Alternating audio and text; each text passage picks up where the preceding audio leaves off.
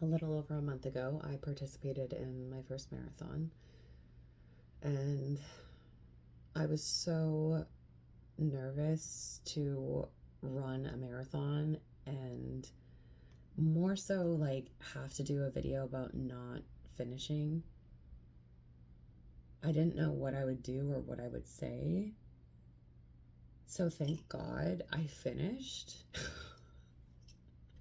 Thank God I finished the marathon so that I didn't have to figure out how to navigate and talk about a DNF. I apologize if anybody has DNF'd. Honestly, I see in the future that is probably something that will happen to me based on how many things went wrong in this marathon. It did not go according to plan.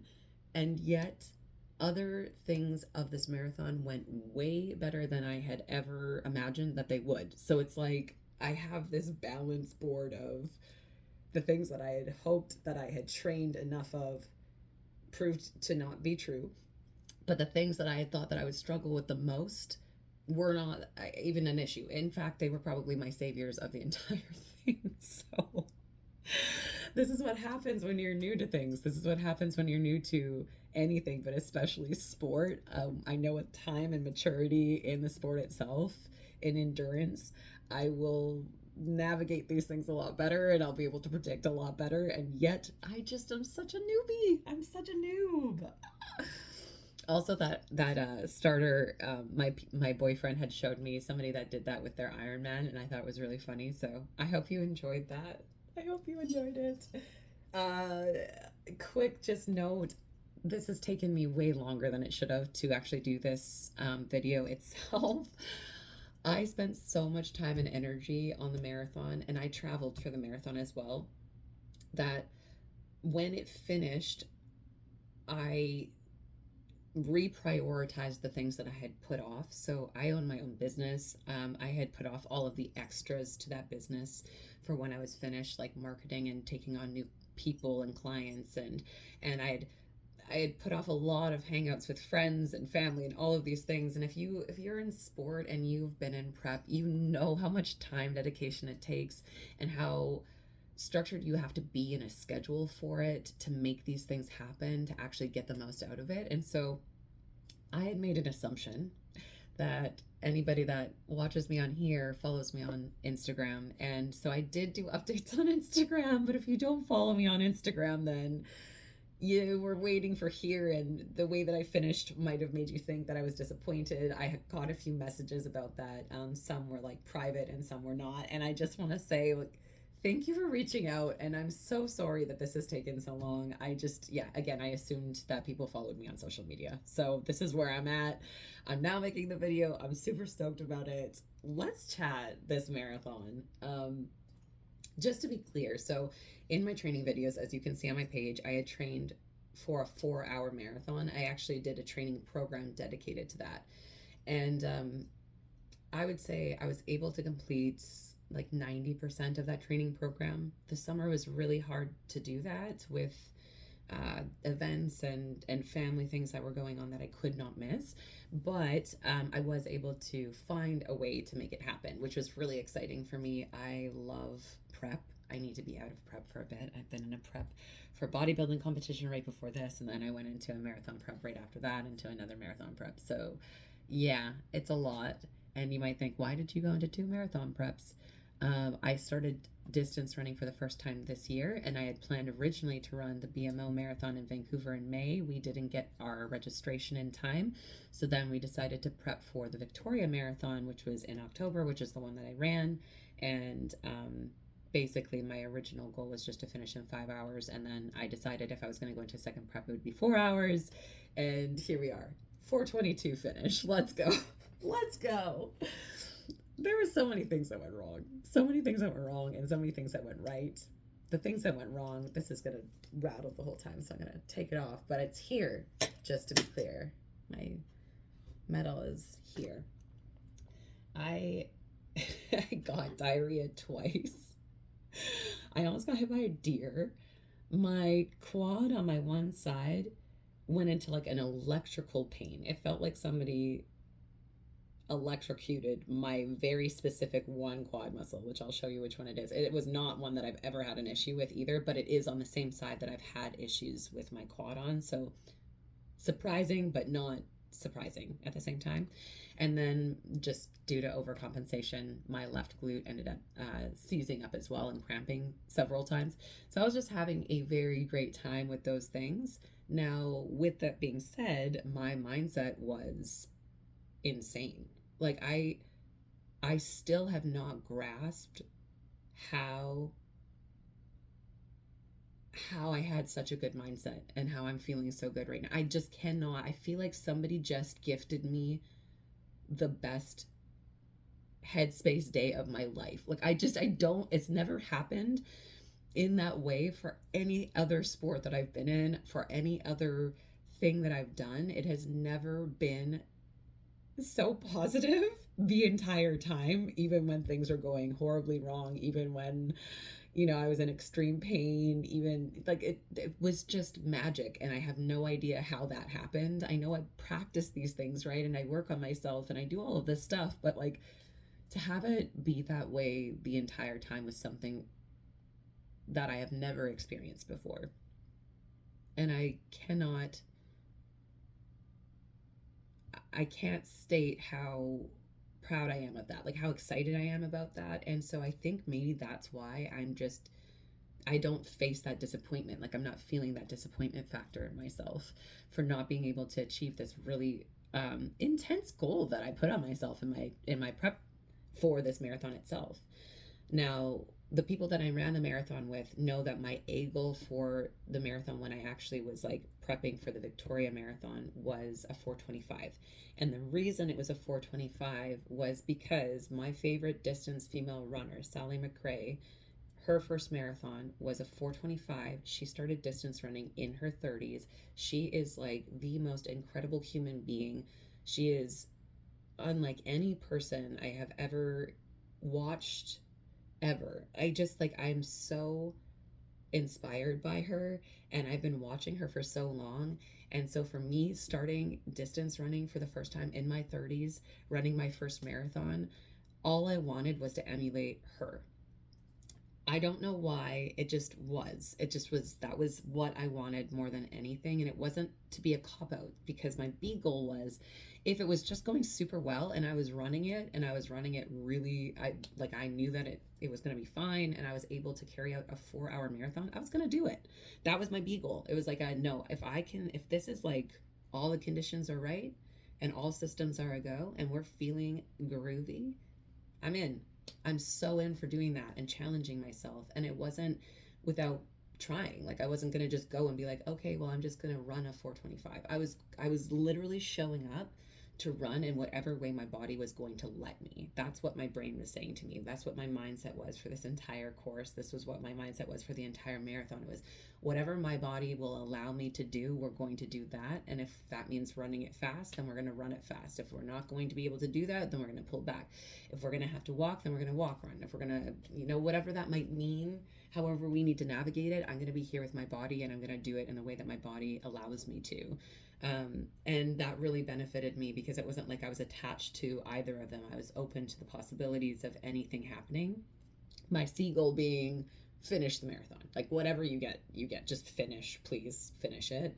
And then the D goal is to get to the start line. So I met 3 of the 4 goals that I had set. And the one I know is achievable just by me doing the marathon itself. Even though I didn't hit that time, even though I didn't hit a 4-hour marathon, my energy when I finished and like the way that my body felt, I had more in me. Like I just had these things failed that are all correctable things. So for me, I'm like, okay, if that's the case, then giddy up. Like I know that this can be something that's possible in my future. And now it's not just like I think I can do it. It's like oh no, I know I can do it. It's there. And now I feel that like grounding into it. So in a weird way, I still hit my B goal with like in my mind. I was like, it's achievable. Like, when you do something and you're like, oh yeah, okay. that thing that I thought was like, maybe it's possible. It's like, no, it's definitely possible. You'll have it sometime, which is super cool. Let's chat just quickly on what actually went wrong. So I got diarrhea twice. This is not surprising to me at all. I was so nervous. I got my period. I, if you're a woman, you understand that part much better than the men will. But that's common territory for what that is in your cycle. And I just running, just in general, like distance running in general, I usually on my long runs have at least one point where it kind of hits me where my tummy feels a bit like, ugh. And I don't always have to stop, but it's always been there. So I'm used to it coming up. The unfortunate part was, and again, this is like me being a newbie, I had no idea what this was going to be like bathroom wise, or what was going to be available, not available, how hard it was going to actually be to get into these things. Um, there was such a massive lineup prior to marathon start that there was no way that I could go to the bathroom before we started. So we ended up getting in line, and then I was like, okay, well, you know what? I'll just like hit the 5K toilets. Those also had an insanely long line. So I wasn't able to hit the 5K ones. And by the point I went past the 5K mark toilets, I was like, this is now getting spicy and I'm nervous. So I ran a bit faster than I probably should have at that point, and also because of the energy of everybody too. Like I got caught up in the same thing that a lot of people talk about, where it's like everybody's running a certain pace, and I just fell in line with them, and also because I didn't want to poop my pants in like the first hour of this run, like just my worst nightmare is losing my bladder. That's it. On like a course or anything, I don't care. I've not had it happen, and I just really would like to keep it that way for life if I could. So yeah, I ran a little bit faster to get to that bathroom, only to have to wait in a small line. I still had to wait, but it was much shorter than the 5K and the original start line bathrooms. It still ended up coming back again, and my total time in the bathroom, waiting for the bathroom and actually getting into the bathroom, was 8 minutes. So that's disappointing, and yet at the same time there's no way that I couldn't have stopped. And so I'm not ashamed of myself or like disappointed in me. It's something that I'll have to try and like maybe figure out and navigate, and maybe as I do them more I will have less nerves, um, and I can find food that can like maybe really help navigate that with me or for me. I thought that I woke up early enough. I thought that I ate the breakfast that was like best suited for me, especially energy wise. I felt really good. But yeah, it still came up. C'est la vie. It is what it is. Kind of shitty, right? Next up, I almost got hit by a deer, like an actual deer. It was the most bizarre thing I've ever experienced in my life. So we ran the Royal Victoria Marathon, and it is such a beautiful place. Tons of wildlife. Like I saw eagles while I was running as well. It was just crazy. It was so cool. The weather was incredible. I just wow. But we were running through a residential area when this happened. It wasn't even like we were by a forest or anything like that. And we were running in this residential location, and out of the corner of my eye I just saw this giant thing coming from my right, coming like into where I was running. That's all. Like I could not make out what it was. It was massive, and it was not going the direction I was going. And there was a guy directly beside me, and I put my hand out. So if you ever watch this, person who was beside me, I'm sorry, and also you're welcome. But I did this to him. Almost like what you do in your car when you're like stopping too quickly or anything with the passenger, you're like, bleh. Which is super not okay, by the way. When you're doing any kind of sport, you don't do that to people. However, he would have ran into the deer, as would I have, if we didn't slow down, because it went like right in front of us. And it was a buck, like it was a massive deer, but just right in front of us. So at first his expression was WTF, like almost wanting to murder me. And then his next expression was, holy shit, that was a deer. Yes, it was. So that was epic. And amazing all at the same time, really shot me into presence. I was already feeling present, taking in all of the stimulus, taking in all of the ththings that were happening because, again, this is my first marathon. I've never experienced something like this before. So I felt like it was like crack. It was so overstimulating in the right way, giving me that energy that I needed to do the marathon itself. And then on top of that, at about 20, no, it's past the half marathon mark. So it would have been probably like 22 kilometers in.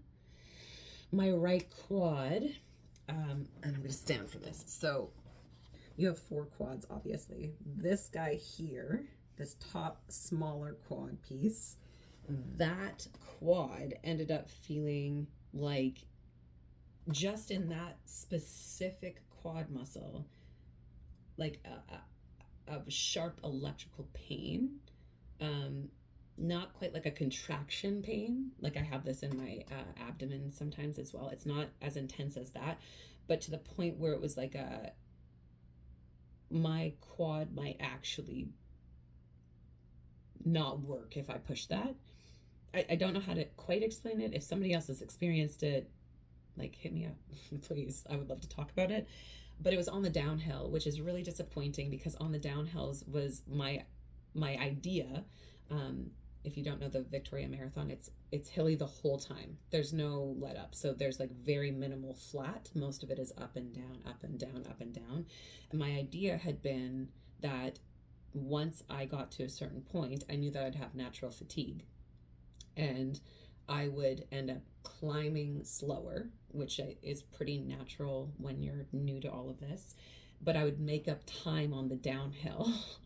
So to have my quad have this issue come up on the downhill flagged me. And I'm like, let's hope that that's only on the one downhill. And unfortunately, it wasn't. Now, I didn't have it intensely on the uphill. It was very low grade on the uphill. So I was still able to trek uphill. But when I was going downhill, I wasn't. And by towards the end of the actual race itself, I actually had to start walking down the downhills, which was just so unfortunate because, again, that was where I was hoping to make up time. But it is what it is. You don't get to decide what happens. I know that that's something that is an issue. I know that that's something that I'll need to work on. It's just not a part of my right side quads that usually has acted up in the past. So it was like a really different situation for me. I've had my other part of my quad act up on the downhill before. This leg in general is my problem child, we'll call it, because I've had so many injuries on this side of my body. I end up left side compensating, and I know that, which is why I do a lot of single side work, which is why I try to pay attention when I'm running to like make sure I'm running with my right side. I felt very confident with it. So yeah, to have this issue come up on that part was just super strange to me. I had never had an issue there before, ever. But at the same time, I have had issues on my right side. So I was like, okay, it is what it is. Now, after that happened, I would say this is probably 35 kilometers in, so closer to the end. Yeah, that's right, because it was after I had hit 32 kilometers. So I'm like approximating this. But I remember crystal clear when I had only 10 kilometers left, I thought to myself, I only have 10 kilometers left. Oh my gosh. Like I wasn't like some of the other people that ran the marathon as well that day that I ran with. They were like, when I hit 10 kilometers, I was like, oh my gosh, there's still 10 kilometers. For me, it was like oh my gosh, I only have 10 kilometers left. Oh my gosh, I'm going to finish. Oh my gosh, I've done 10 kilometers like 1,000 times. I've got this. Like, I know I can do this. Like, I just need to freaking focus. Like, I am so down. So I got really energized and excited at 10 kilometers. This issue was not quite happening at that point. But just past the 32 kilometer point, I ended up having my left glute muscle, and it's a very specific part of that muscle, cramp and feel a lot of pain, and then that shot into my lower back. So I was like, okay, I have to I'm obviously left side compensating because of this right quad thing. I need to now walk run. Like I have to find a way to get across the finish line, because now my body is just starting to not function the way that I need it to for me to optimally do this. So I have to find a new way of doing this. How do I do this safely? And so what I would do is I would jog for a little stint of time, and then I would walk for a little stint of time.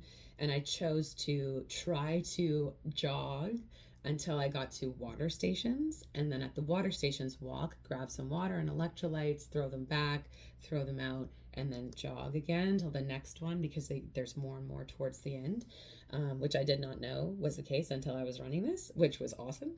So I tried doing that. I did end up having to walk a few more times than I had necessarily wanted to. However, I also just really wanted to finish. And that was like, whatever. What was really funny was that I didn't realize I was ahead of the 4:15 pacer up until like, I think it was like, oh my gosh, like 3 kilometers away. And then I saw them run past me and I was like, wait a second. I was ahead of the 4:15 this whole time. I thought for sure I was way further back. Like I thought for sure I was going to hit like a 5-hour finish at this point. That's how my brain just accepted it. It was like, all right, time is not even, who cares? It doesn't matter. Like honestly, at this point, I just want to finish this race. I'm just so stoked. I'm seeing all of these people. They're so kind. They're so happy. They're so proud of me. Like there's one woman that was stood on a corner that literally looked me in the eye and said, "I'm so proud of you." And I'm like, oh my gosh, I don't even know you. This is the best day of my life. Yeah, so it was just like, okay, wow, I'm actually not doing as poorly as I thought. It was this like weird thing where I had just threw time out the window, and then time at the end of it came through in front of my face, and I was like, whoa, oh my gosh, okay, cool, awesome, love that for us. But yeah, because I was having to walk run, I definitely did not finish a 4:15. That's okay. Now, my headspace was insane. I felt good the whole time. I had several times that I almost cried from happiness. Like it was so weird to me.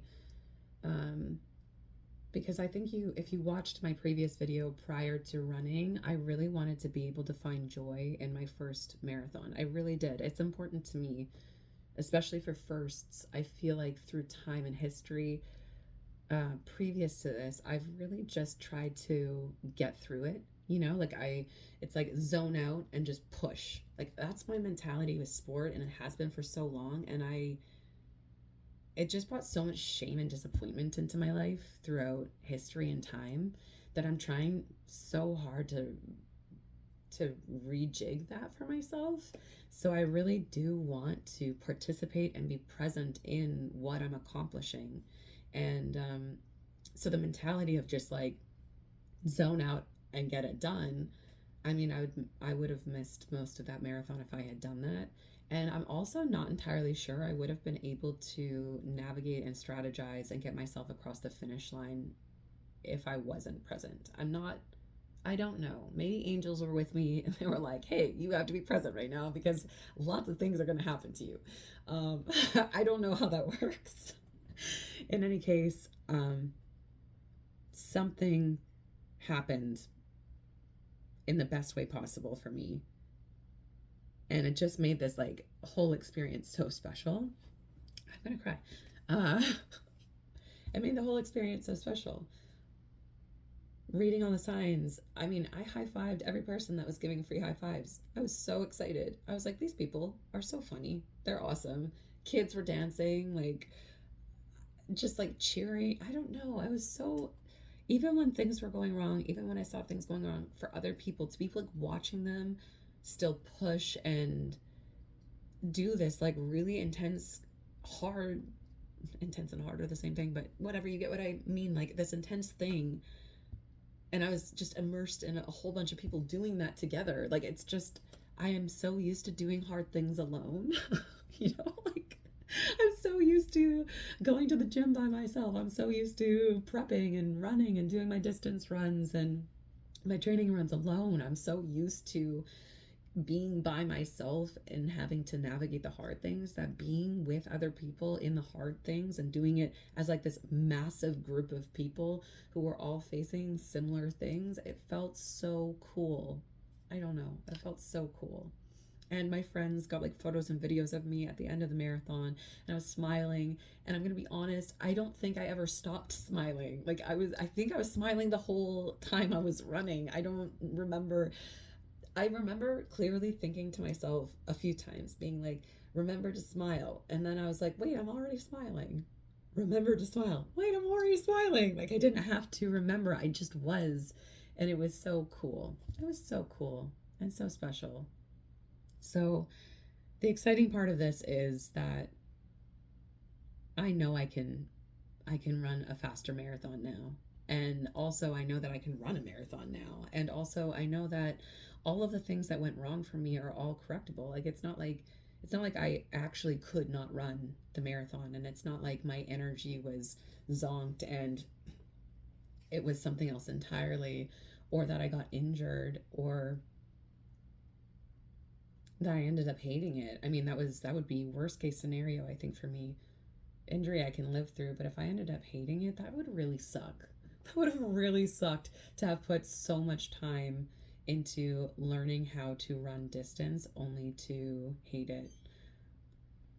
That would just, yeah, not be my ideal result. So I'm glad that I actually ended up loving it. I'm signed up for the BMO Marathon in Vancouver for May of 2025. I'm annoyed that I wasn't able to run it this past year. That was my choice marathon. Some things that I will be doing. I will definitely be hill training. I did hill train at the starting of my marathon prep for the Victoria Marathon. I did not continue. That was partially, well, can I say it was on me? It was part of the plan. It wasn't in the plan to do it, yet I wish that I had, because I think that would have built my confidence and also would have helped me prepare for the potential issues, especially with downhill training. Um, so it's good for me to know. I'm really good at uphill climbing. I'm really good at it. I've always been very good at uphill, like hikes and all of this. I've been doing it since I was a child, so that doesn't hurt me. But I have always had an issue on the downhill. So I really wish that I had geared in on that, but I had so much other stuff to think about. It was my first time doing everything, right? So I'm just like trying not to be hard on myself for not being able to see that as like a potential risk. There's so many other risks I had to think about, like how to eat and do all of this stuff. So I'm really proud of myself for how I showed up. But that's something that I will train. I want more strength training in my programming. So I'm going to be bringing that in, and I'd like to be strength training at least 2 times a week. I find that pairing is incredibly important for that, again, that confidence in your body, and building that muscle to be able to sustain these things. Because yeah, I can run it if the conditions are perfect and it's flat, but I want to be able to run it no matter what. So I have to be able to find ways of preparing for that, so I can actually bring in strength training more frequently now that my body has adjusted to the volume of running. It took my body time to adjust to that volume of running. I've never been a distance runner in my life. This is the first year that I've ever even tried running distance. I just had assumed forever that I could not do it because of all the previous lower body injuries that I had sustained through time in my life. And yet here we are. We can do it. So that's really cool. And then, yeah, just trying to keep navigating food, trying different things, and trying to see if there's a better way for distance runs for me not to have diarrhea come up or that type of indigestion come up. But there's lots of runners who say that they've had it the whole time and that it's never gone away. So I also have to face the fact that there's a possibility I'm just going to have to navigate a bathroom break. And maybe that is what my next training block will look like, is just trying to fit a bathroom break in while also meeting my time goals, which means I'm going to have to run faster. Oh my gosh. Oh my gosh. Anyways, thank you for watching. Thank you for being here. Thank you for supporting me. Thank you for your kind comments. Thank you for your feedback. I really, really appreciate it. I'm humble. I don't know everything. I know I'm a newbie. I'm a noob. I will own that. I will happily own that. First marathon down. First major event down. Couldn't have been a better day, honestly. I just, even with things that went wrong, I don't even know. I feel like I just got gifted such a wild and crazy experience. So yeah, I will bring you along for the BMO training is going to look a little bit different. It's probably going to be a bit more intense because this time we're actually going to gun it. Just kidding. We're not going to gun it. We're going to do it exactly how we're supposed to. We're gonna tamper and come and be with our bodies, and we're gonna push ourselves and challenge ourselves and do some hard things together, because that's what's the sweet spot, is just proving that you can. Have a wonderful day, and I will catch you in the next vid.